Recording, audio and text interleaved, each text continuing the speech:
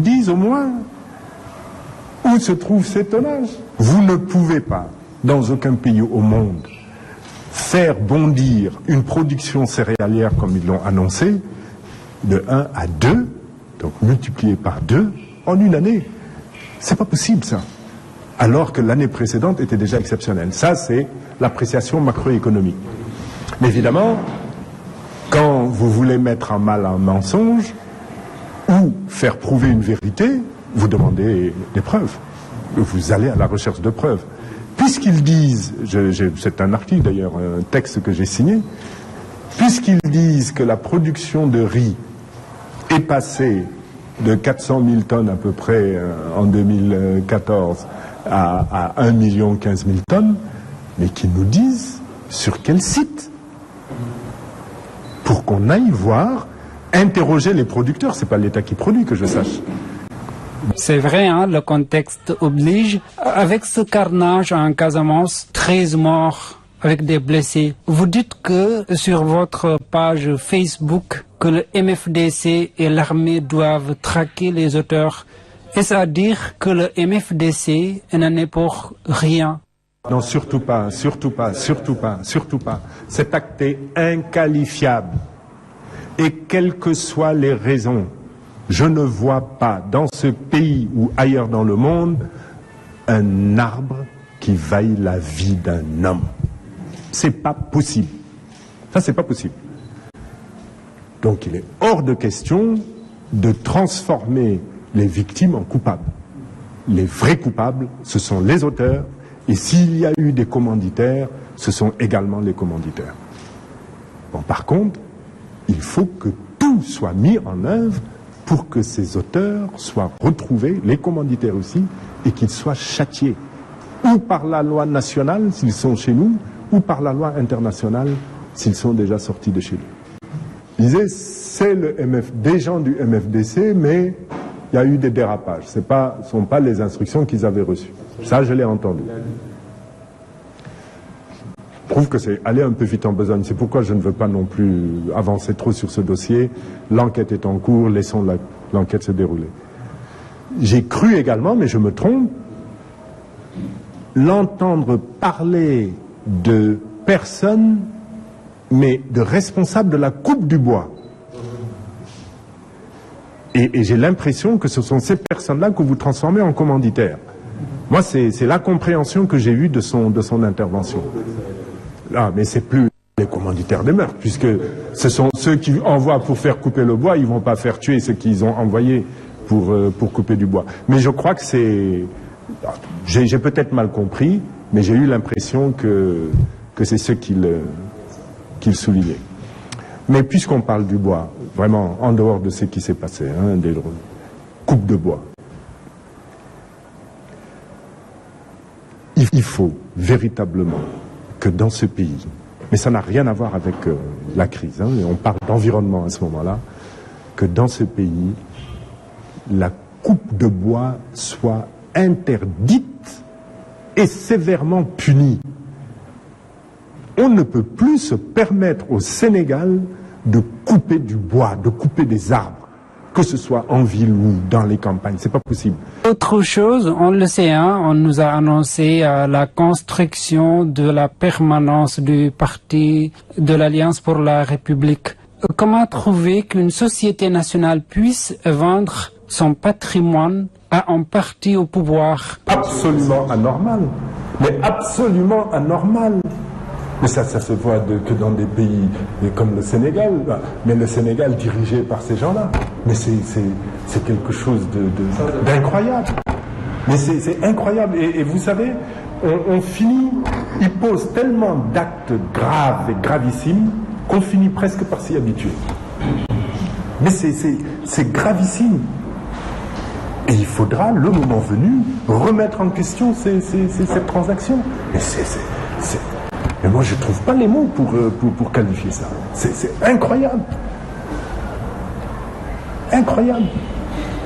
Et comment je reviens à ce cas-là, j'aime pas beaucoup citer des personnes, les noms de personnes, mais regarde, pourquoi confier l'institution financière la plus importante de ce pays à quelqu'un qui il n'en a pas les compétences.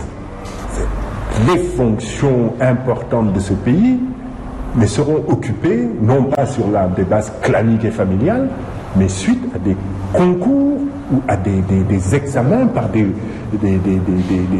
instances indépendantes de dossiers d'appel à candidature.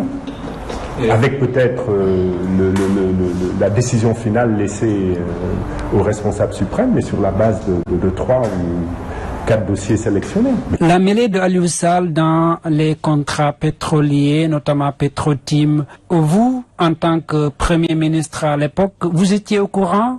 Monsieur le procureur, je vais vous répondre. Vous savez, un gouvernement, c'est un organe solidaire, on l'oublie. Un Premier ministre, il est chef du gouvernement, il supervise, mais il n'a pas les équipes de travail.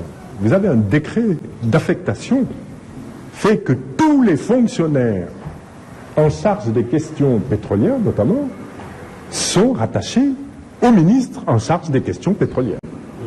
Ça veut dire quoi? Ça veut dire que même si je constate une faute évidente, à qui je remets le dossier pour qu'il revoie? Au ministre. Et il engage tout le gouvernement. Les services, il a peut-être 1000, 1200, 1500, 2000 fonctionnaires, je ne sais pas, 3000, sont ceux du ministre en charge du dossier. Moi, j'ai un conseiller qui s'occupe des mines, de l'industrie, etc., etc., et qui me représente dans des réunions, mais qui n'étudie pas le fond du dossier. Voilà comment les choses se passent. Mais comment pouvez-vous imaginer qu'un ministre de la République, au service de la République, au service de l'État, au service du peuple du Sénégal, vous présente un document faux? Faux, intentionnellement faux. Parce que l'objectif, c'était de faire attribuer à Franck Timis ou à sa société. Vous ne pouvez pas l'imaginer, c'est pas possible. Est-ce que c'est pas la même chose qui est arrivée? Donc le vrai problème, c'est de choisir de bons ministres, compétents, et qui, quand même, refusent certains ordres lorsqu'ils en reçoivent. Parce que là, il ne faut pas oublier que sa mission... Pardon? Vous mettez en cause le ministre qui a présenté le rapport ou le président de la République? Non, pour l'instant, je mets en cause celui qui a signé le rapport, c'est le ministre. Vous pensez qu'il l'a fait? Par contre, je trouve anormal que le président de la République, informé par courrier par son ancien Premier ministre, n'ait engagé aucune enquête. Parce que c'est gravissime dans une République. Est-ce que c'est la même chose qui est arrivée avec Thierno Alassane Sall lors de communication du contrat total? Écoutez, bon, je pense que vous allez recevoir un jour Thierno Alassane Sall, vous lui poserez la question directement. Moi, ce que j'ai dit tout de suite, quand j'ai été informé de la question, j'ai dit, je connais Thierno Alassane Sall. C'est pas quelqu'un auquel vous allez imposer des choses anormales contre les intérêts du Sénégal. Donc, c'est comme ça, je le crois, je l'ai pratiqué, je l'ai vécu. Il a été ministre dans un gouvernement que je dirigeais. Voilà ce que je pouvais dire. Mais que l'on remette ce pays sur les rails avec un principe de gouvernance simple. Et c'est le sens d'ailleurs de notre politique autrement. Mettons devant les intérêts du Sénégal et les intérêts du peuple du Sénégal. Pas les intérêts de politiciens, de proches, de familles.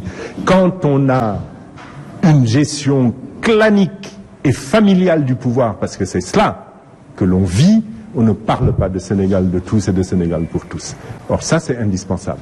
Le slogan, il est indispensable au type de gouvernance dont nous avons besoin pour sortir de la difficulté.